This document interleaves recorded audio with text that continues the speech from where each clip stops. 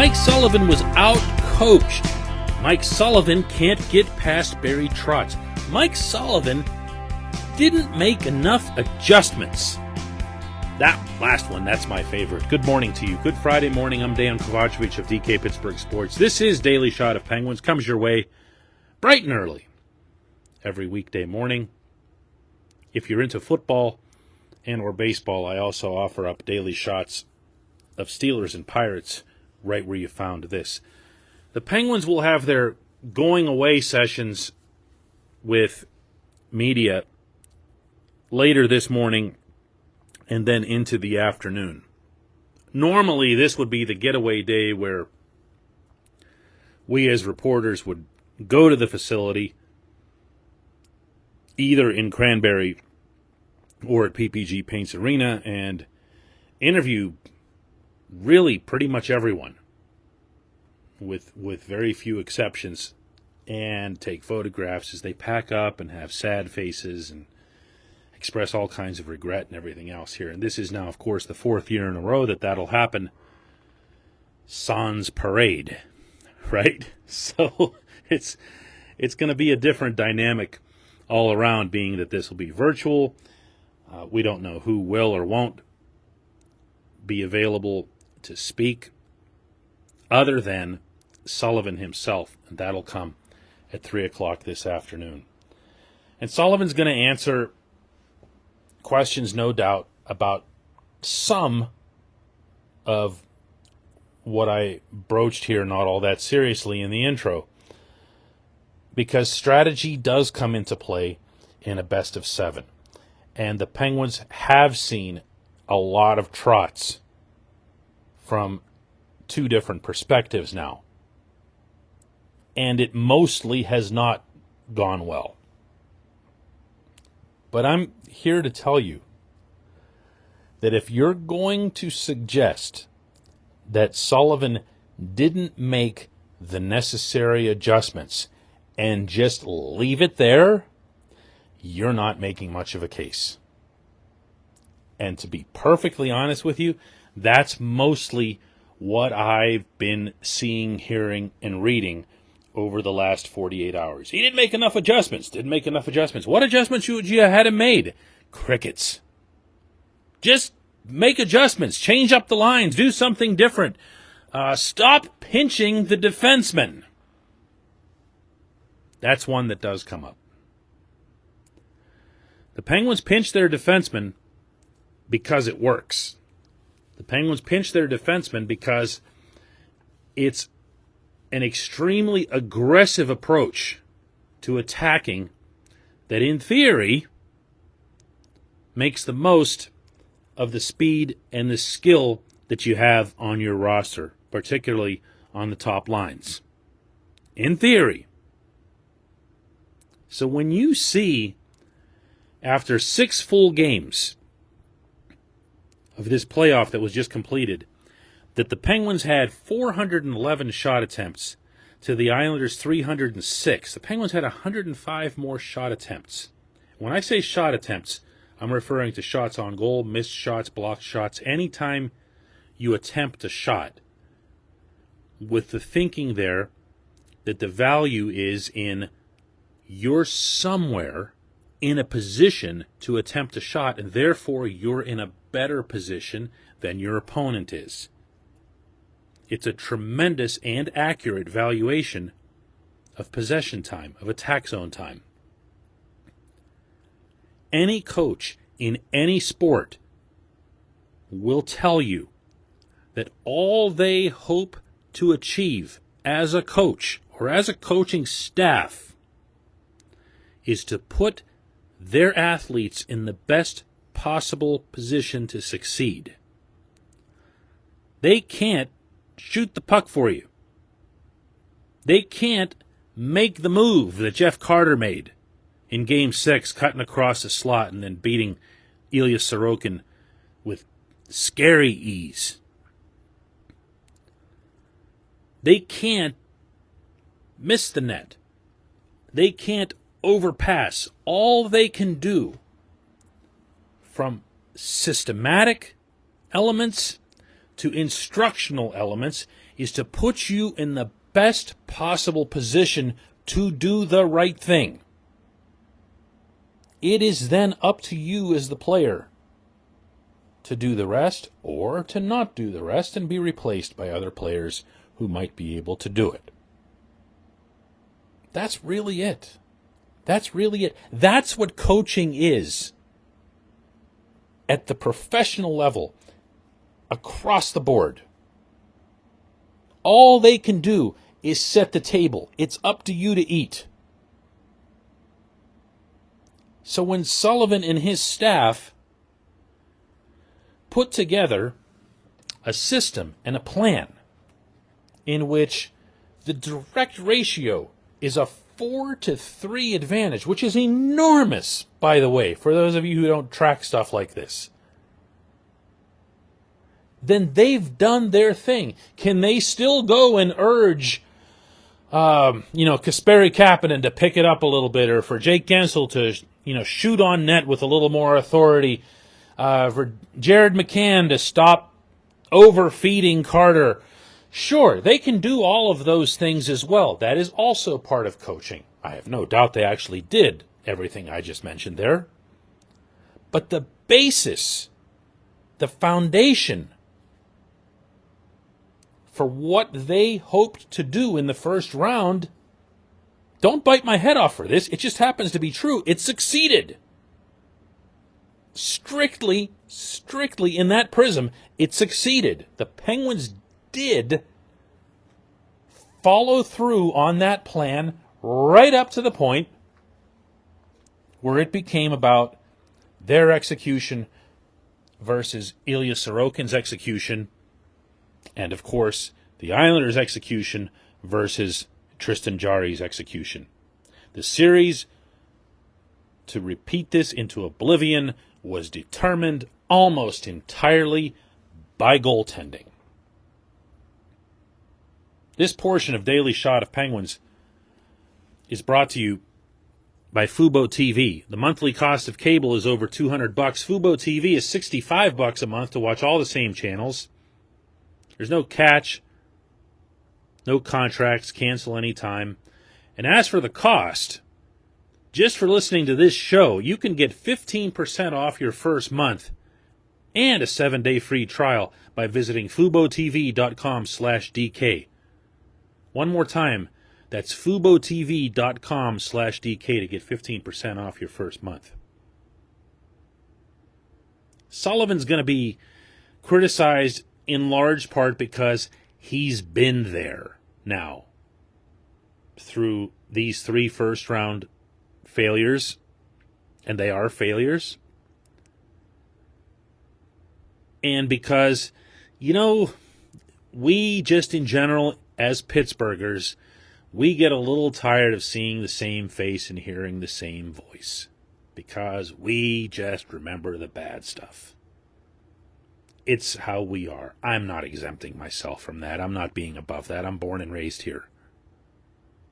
That's just who we are.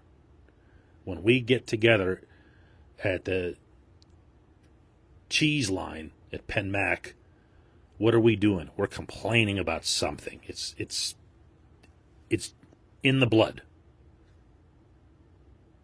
So Sullivan is this guy or that guy. Sullivan's not the guy that won the 2 Stanley Cups. Sullivan's not the guy that got this team and guided this team into first place and is a very real candidate for the Jack Adams Award as the NHL's Coach of the Year because of that, and it's only a regular season award. We don't remember any of that. We just take the last 3 or 4 bad things that we remember and pile them up into one stack, and that's that. But go ahead. Bring your specific thing. What is it that you have an issue with that he didn't adjust to? I have some real ones. I'll throw a couple in of my own. I thought all through the series he could have done a little bit better of a job in getting Sidney Crosby's line away from the Casey Cizikas line, away from Ryan Pulock, who had a really, really good series on the New York Blue line. He's, in general, a little too reluctant to match up, or avoid matchups, I should say. I wouldn't have minded seeing him at some point along the way find some kind of rope when it applies to the pinches. I've said this for years. I've felt forever that as much as I love this system, and I really do, and I do see the benefits of it, and I do see that they immensely outweigh the drawbacks over the course of time, I also understand that in playoffs you don't have the course of time on your side always. There are specific periods of exceptional urgency, last minute of a period, for example. Protecting a lead in the third period, for example. When your goaltender is a complete catastrophe, for example. And I'd like to see some additional sense of timing applied to when the Penguins pinch and when they don't. Not religiously, but just something that can be barked out from the bench. It can come from Todd Reardon. He can go directly to his defenseman and say, hey guys, last 2 minutes here, let's play it safe. Let's just do that. That seems like a fair and reasonable ask. I'd like to see Sullivan and his staff invest time in looking back at commonalities of the last couple of playoffs as it relates to strategy and to line matchups, and to do an honest evaluation. That's not easy to do. None of us in life likes to do that, an honest evaluation of ourselves. We're going to be inclined every time to try to, be a little defensive. But I think that needs to be done. Maybe it's for these line matchups, maybe it's for the pinches, maybe it's for special teams, maybe it's for other examples of things that would have gone wrong. But I'm going to say this again. Almost everything that the coaches could control in this series went according to the coach's plan and in the coach's favor. And that's not a surprise. Mike Sullivan is an outstanding head coach. The idea that his job should come up for discussion to me is unbelievable. It's unbelievable. I don't even like bringing it up here. The Penguins are very lucky to have him. He can be better. He needs to be better. But that doesn't mean he isn't the answer. When we come back, just one question.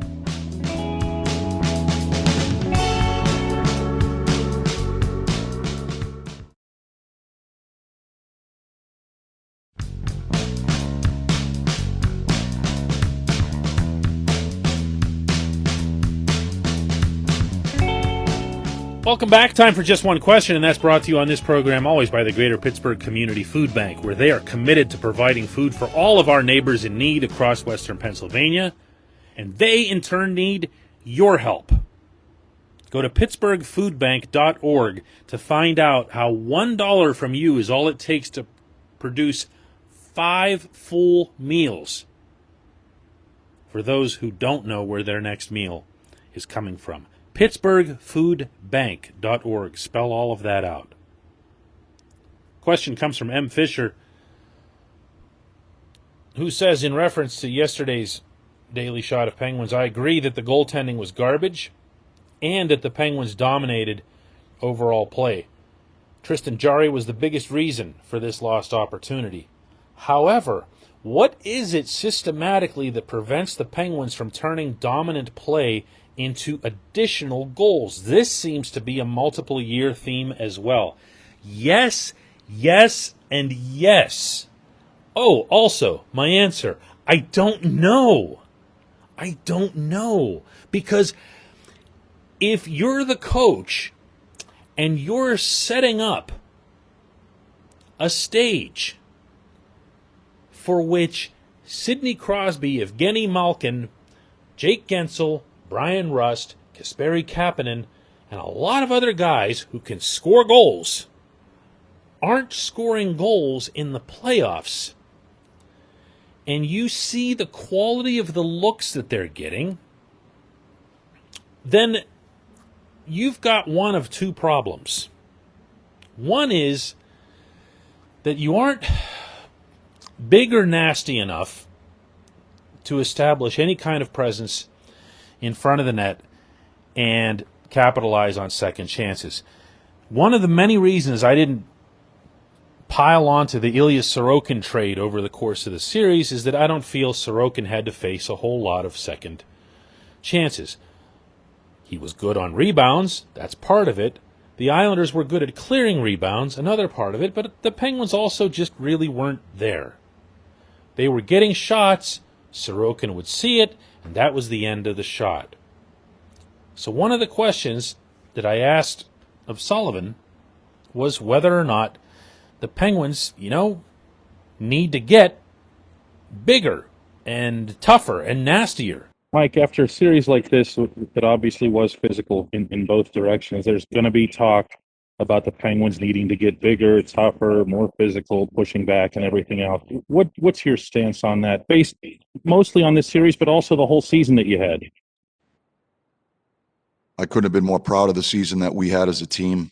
I said to the players after the game that I was so disappointed for them, because I know how hard they've worked and some of the adversities that we've fought throughout the course of the year to give ourselves an opportunity to compete in this position. And I know how much these guys care. I couldn't be more privileged to coach a group of players like this group of players. They're high character people.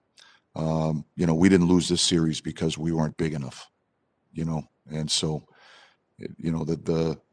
where the roster goes moving forward, that'll be a discussion for the off season. But this particular group that we had, I can't say enough about them. It's funny that he simultaneously loves and hates that question as many times as I've asked it in different forms. He hates the subject. He's not really a proponent of, having all kinds of big-bodied snarl out there on the ice. He values his speed and his skill. That's what fits with his system. And at the same time, he loves when I ask it because it gives him a chance to answer it. And try to make his own case in that regard, as you heard him do. We did not lose this series because of we weren't big enough. At the same time, look around the league. I'm not talking about enforcers or any silliness like that. I'm talking about teams just getting bigger. They're finding guys who can skate and have skill, and oh, by the way, happen to be 6'2", 6'3", and can get to the front of the net and create problems for the other team's goaltender. No one could dispute that the Penguins didn't do enough of that in this series. Again, forget the fighting and coming to Sid's defense and stuff like that. I'm just talking about, getting there, crashing, getting goals. Think of the Kachuk brothers, something like that. Not that those guys grow on trees. The other point is that the skilled guys miss the net a lot. I mean a lot. 42 misses in the last 2 games alone? You want me to repeat that? 42 official missed shots in the last 2 games alone, just in games 5 and 6. And yeah, doesn't it feel like half of those came in the third period a couple nights ago? Like just in that third period? All that offense, all that cycling and circling through the New York zone and skating right down the pipe. The Islanders couldn't do anything to stave off the Penguins. But then the Penguins would do it themselves just by missing the net. Why? I don't know. Picking corners. And I don't have another explanation for it. I have a hard time believing Ilya Sorokin gets in anybody's head. In addition to the fact that he's a rookie, he's a little guy. you're seeing net. You're seeing white twine behind him. But maybe you're trying to get just a little bit too pristine and not doing enough of what Rust did in Game 5 when he just ripped a slap shot from 55 feet and it beat Sorokin unscreened. That's what this team needed more of. It needed more of that. It needed more of Carter. Why did Carter score almost all the goals in this series? Why? Because he shoots. He's a really good shooter, but you also don't see him miss the net a ton. He doesn't like to waste the shots that he gets. He likes to make sure that they at least have a prayer. Not every shot has to be this gorgeous wrister laser like the one Evgeny Malkin had in Game 5. Remember on the power play? Beautiful shot. Breathtaking stuff. But those, even for the great players, aren't all that common. Sidney Crosby has 3 goals in the last 3 playoff rounds. All 3 of them being first-round eliminations, of course. Why? He talked about that a little himself, saying, well, I could have done this, I could have done that. Fact of the matter is, he missed the net a ton too, and he wasn't going and getting second chances. So maybe there's a little bit too much of a certain type of player up front for the Penguins, and that's a dynamic that Ron Hextall can address both by getting bigger and by getting more direct. There aren't any other Patrick Hornqvists out there. There's only one of those guys. But getting guys that are just more of a straight line approach, that are going to make a difference. Carter. Carter's actually your best example. Not that they make more of him either. But Carter's the type of player that's the reason he fit in so well in Pittsburgh is because the Penguins needed that, what he brings, so desperately. But they need more of it. They need more of it. Listen, I appreciate this question. I appreciate everybody listening to Daily Shot of Penguins throughout the season. As I mentioned yesterday, and for anybody who missed that show, and I did hear, by the way, from a lot of you who were like, I'm not tuning into your show today. So I hope you recovered mentally enough to be able to process this one. I want to say thank you for being part of this. The show's had an amazing growth spurt, to put it mildly, and it's not going anywhere. There will be a Daily Shot of Penguins every weekday right up until they play hockey again. So by all means, stick with me right here.